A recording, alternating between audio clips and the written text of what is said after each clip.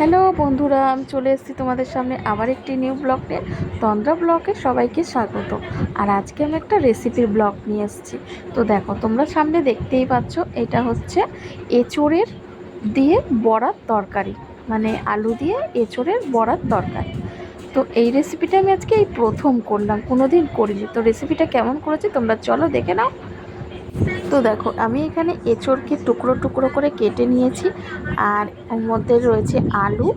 তো এঁচোড়টা একটু মানে অনেকটাই, মানে একদমই কচি না এঁচোড়টা, এঁচোড়টার একটু বীজ হয়ে গেছিলো। আর এঁচোড়টাকে টুকরো টুকরো করে আমি কেটে নিয়েছি, মানে টুকরো টুকরো করে কেটে নিয়েছি।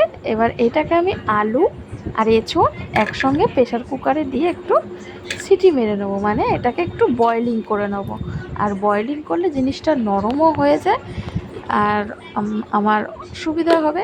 আর এটা তোমরা একটু বয়েলিং করে নেবে, বয়েলিং করলে ভালো হয়। তো আমি এর মধ্যে এঁচোড় দিয়ে দিয়েছি, আর এঁচোড় বসিয়ে দিয়েছি। এঁচোড় আর আলু একসঙ্গে সিটি মেরে দিয়ে মানে বসিয়ে দিয়েছি প্রেশার কুকারে দিয়ে একটু জল। এটা বয়েলিং আমি দুটো প্রেশার কুকারে সিটি দিয়ে দিয়েছি। এর মধ্যে আমার এঁচোড়টা আলুটা ভালোই সেদ্ধ হয়ে গেছে। এবার এটাকে আমি হাতের সাহায্যে ভালো করে, একটু গরম গরম আছে তো হাতের সাহায্যে এটাকে ভালো করে আমি এটাকে মেখে নেবো এঁচোড়টাকে, যাতে ভালো করে মিহি হয়ে যায়। তো এঁচোড় আর আলু একসঙ্গে আমি ভালো করে মেখে নিচ্ছি। তো এর মধ্যে আমি 1 চামচ আদা দিয়ে দিচ্ছি, দেখো। আর আমি এঁচোড়টা হচ্ছে আদা দিয়ে দিয়েছি, আর এটাকে ভালো করে এর মধ্যে একটু হলুদ গুঁড়ো দিয়ে দিলাম। আর আমি এঁচোড় রান্না করতে এর মধ্যে নিয়েছি হলুদ, নুন, লঙ্কার গুঁড়ো, ধনের গুঁড়ো, জিরের গুঁড়ো, আর হচ্ছে টমেটো পেস্ট, আদা বাটা। আর নিয়েছি এখানে আমি একটা পেঁয়াজকে ভালো করে ভেজে, দুটো পেঁয়াজকে ভেজে এর মধ্যে একটু ভেজে নিয়েছি, ভেজে ভালো করে পেস্ট করে নিয়েছি। ওর মধ্যে দুটো রসুন দিয়ে দিয়েছি, আর এখানে আলু রয়েছে কাটা। আর এখানে দেখো, আমি এঁচোড়ের এটাকে ভালো করে একটু ধনে, লঙ্কার, হলুদ গুঁড়ো তো আমি দিয়েই দিয়েছি, আর নুন দিয়ে দিলাম একটু, আর জিরের গুঁড়ো, ধনের গুঁড়ো দিয়ে দিলাম। দিয়ে ভালো করে এটাকে মেখে নেব। আর লাগবে আমার একটু বেসন। তো এখানে আমি বেসন একবারে প্যাকেট সমেতই নিয়ে নিয়েছি। ওর মধ্যে আমি 2 চামচ বেসন আমি দিয়ে দিচ্ছি। তো তোমরা চামচ মেপে দেবে। তো এখানে আমার তাড়াহুড়োর সময় আমি চামচটা মেপে দিতে পারলাম না, তো 2 চামচের মতোই আমি এটা দিয়ে দিয়েছি। আর দেখো, এবার ভালো করে এটাকে আমি মেখে নেবো। তো দেখো, এঁচোড়টাকে আমি ভালো করে মেখে নিচ্ছি। আর দেখো, এঁচোড়টা আমার এতটাই নরম হয়ে গেছে যে আমার মাখতে খুব সুবিধা হচ্ছে।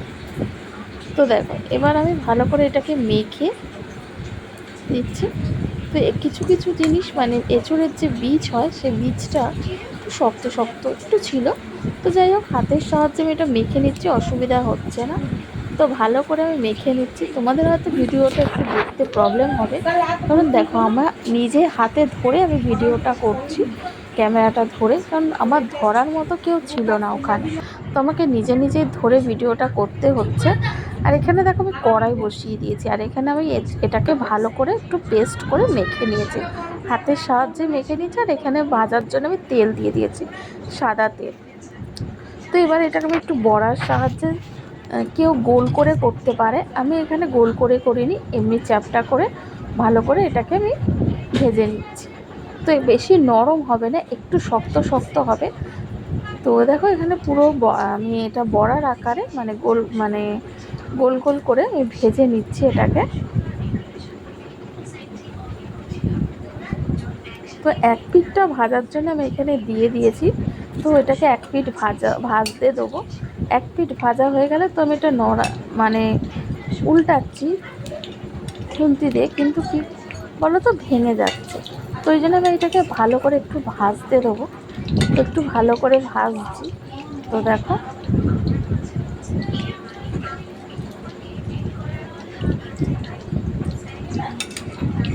তো কিছুক্ষণ উল্টে পাল্টে ভালো করে ভেজে নিতে হবে। তো এখনও এক পিঠ কাঁচা আছে। তো দেখো, আমি একটা পিঠ ভাজা হয়ে যাওয়ার পর এটাকে আমি উল্টে দিচ্ছি।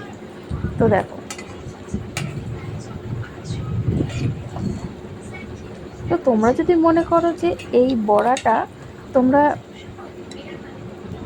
তো এটা আমার এক পিঠ ভাজা হয়ে গেছে, এক পিঠ ভেজে আমরা তুলে দিচ্ছি। আমি তুলে নিচ্ছি। তোমরা যদি মনে করো যে এটাকে ভাজা মানে শুকনো খাবো, আলু দিয়ে কোনো ঝোল না করে, তো শুকনো ভাজাও ডালের সঙ্গে খেতে পারো, ভালো লাগবে। তো দেখো বড়াটা কত সুন্দর হয়েছে। এইভাবে আমি যতটা পেস্ট আমার মাখা আছে সেই পেস্টটা আমি ভালো করে ভেজে নেব। তো প্রত্যেকটা পেস্টই মানে পুরো বড়াটাই যে পেস্ট করা আছে সেটা পুরোটাই ভেজে নিলাম। তো দেখো পুরো বড়াটা ভাজা হয়ে গেল আমার ভেজে। এবার আলুগুলোকে আমি টুকরো করে কেটে নিয়েছিলাম, সেই আলুগুলোকেও পর্যন্ত ভেজে নিচ্ছি। তো দেখো আলুগুলোকে আমি ভেজে নেবো কিছুক্ষণ। তো আলুর মধ্যে আমি একটুখানি হলুদ দিয়ে দিলাম আর দিয়ে দিলাম নুন। তো এইভাবে আমি হলুদ নুন দিয়ে আলুগুলোকে ভালো করে ভেজে নেব।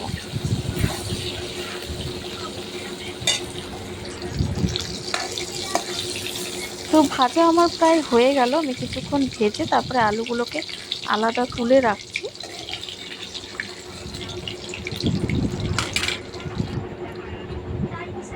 তারপরে এর মধ্যে আমি দিয়ে দিলাম তেজপাতা, দিয়ে দিলাম এলাচ, আর দিয়ে দিলাম হচ্ছে দারচিনি। তো দিয়ে আর একটু সামান্য জিরে। তো এগুলো দিয়ে আমি ভালো করে একটু মশলাটাকে কষিয়ে নিলাম। নিয়ে ফোড়নটাকে কষিয়ে তারপরে পেঁয়াজ বাটা রসুন বাটাটাকে দিয়ে দিলাম কড়াইয়ের মধ্যে, দিয়ে ভালো করে একটু নেড়ে নিচ্ছি। তো আমি এখানে পেঁয়াজটা ভেজে দিয়েছি, ভেজে বেটেছি। তোমরা চাইলে কাঁচা পেঁয়াজকেও ভেজে মানে কাঁচা পেঁয়াজকে বেটে পেস্ট করে দিতে পারো। তো পেস্ট করে দিলে ঝোলটা একটু গাঢ় গাঢ় হয় আর খেতেও ভালো লাগে। তো এর মধ্যে আমি একটু টমেটো পেস্ট দিয়ে দিলাম, একটা টমেটোকে পেস্ট করে আমি এর মধ্যে দিয়ে দিয়েছি। আর এবার ভালো করে মশলাটাকে আমাকে একটু কষাতে হবে। মশলা যত আমি কষাবো তারপর মশলা থেকে তেল বেরাবে আর খেতেও ভালো লাগবে। তো এর মধ্যে আমি 1 চামচ আদা বাটা দিয়ে দিলাম। আদা বাটা দিয়ে ভালো করে আবার নেড়ে নিচ্ছি। তো দেখো ভালো করে আমি একটু আদা বাটা দিয়ে ভালো করে, কারণ আদার একটা গন্ধ থাকে, সেটা যদি আমি ভালো করে না নাড়ি তাহলে এটা আদার গন্ধটা থেকে যাবে। আর এর মধ্যে আমি বাটির মধ্যে একটু জল নিয়ে নিয়েছি, টমেটো পেস্টের বাটির মধ্যে জল নিয়ে যে মশলাগুলো আমি নিয়েছি, হলুদ গুঁড়ো, ধনের গুঁড়ো, জিরের গুঁড়ো, আর হচ্ছে তোমার লঙ্কার গুঁড়ো, এইগুলো আমি একটু জল দিয়ে ভালো করে গুলে রাখবো, যাতে মশলাটা আমাকে শুকনো দিলে যে মশলাটা পুড়ে যায়, জল দিয়ে গুললে সেই মশলাটা পুড়বে না, এতে সুবিধা হবে। তো দেখো বন্ধুরা, আমার একটু ভিডিওটা একটু অসুবিধা হচ্ছে, তোমরা কিছু মনে করো না। দেখো একা একা ভিডিও ধরে রান্না করা তো খুবই অসুবিধা হয়। তো এবার আমি একটু ভালো করে নেড়ে নিচ্ছি। নেড়ে দেখো কিছুক্ষণ মশলাটাকে আমি কষাতে থাকবো। তো কষাতে কষাতে মশলাটা একটু তেল বেরিয়ে আসবে। তেল বেরানো, দেখো মশলাটা একদম পুরো পেস্টের মতো হয়ে গেছে।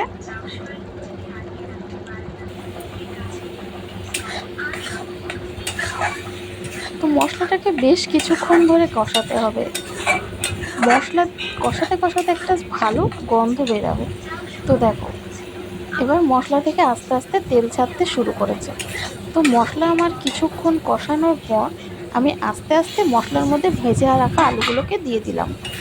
তো আলুগুলো দেওয়ার পর আমি আরও কিছুক্ষণ মশলার সঙ্গে আলু কষিয়ে নেব, কিছুক্ষণ, যাতে মশলাটা আলুর গায়ে লেগে যায় ভালো করে।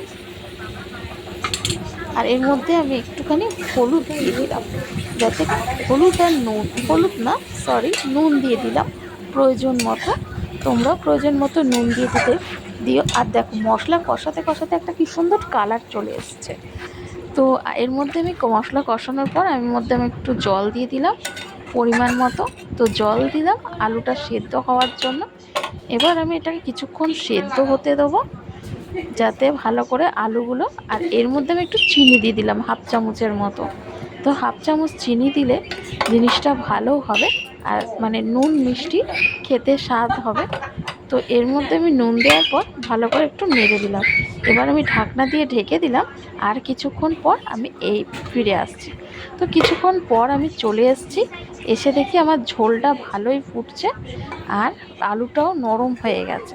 তো দেখো ঝোলের একটা সুন্দর কালার চলে এসছে। দেখো যে জিনিসের খাওয়ার থেকে জিনিসটা দেখতে সুন্দর হবে, সেই জিনিস খেতে খাওয়ার আগেই মনে হচ্ছে খাই খাই এরকম মনে হয়। কিন্তু দেখো, জিনিস খাওয়ার আগে জিনিসটাকে দেখতে সুন্দর হতে হবে, তারপরেই তো মনে হবে যে আমি খাবো। তো দেখো আমার ঝোল ফুটে গেছে, আর এবার আমি ভেজে রাখা বড়াগুলো এর মধ্যে দিয়ে দিলাম।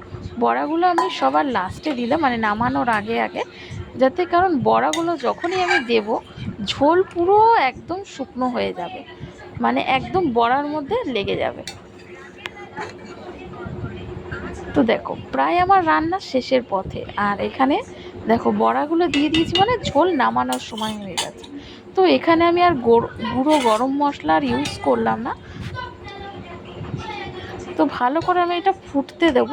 দেখো, তো আলু তো প্রায় সেদ্ধ হয়ে গেছে, আর বড়াগুলোও বেশিক্ষণ ফুটাবো না, নামিয়ে নেবো। তো নামানোর সময় হয়ে গেছে, তো নামিয়ে নিলাম আমি কড়া থেকে। আর এর মধ্যে আমি গুঁড়ো গরম মশলা আর দিইনি, কারণ গোটা ফোড়ন আমার আগেই দেওয়া হয়ে গেছে। তো বন্ধুরা, আমার আজকের মতো এই রেসিপিটা এখানেই শেষ করলাম। তো রেসিপিটা তোমরাও বাড়িতে রান্না করে দেখো কেমন লাগে, খেয়ে দেখো। এঁচোড় তো আমরা এমনিই খাই, কিন্তু এই রকমভাবে রান্না করে খেলে মনে হবে না সত্যিই খেয়েছি। তো তখন মাছ মাংস আর ইচ্ছা করবে না, মনে হয় যে এটা দিয়ে খাই। তো তোমরা খেয়ে দেখো, খুব সুন্দর লাগবে রান্না করে। আর হচ্ছে আমার রেসিপির ব্লগটা এখানেই শেষ করলাম। আবার নেক্সট ব্লগে তোমাদের সঙ্গে দেখা হবে। তো দেখো আমার ব্লগের, আমার যে রান্না করেছি যে বড়াগুলো এঁচোড়ে, সেই বড়াগুলো কতটা নরম হয়ে গেছে।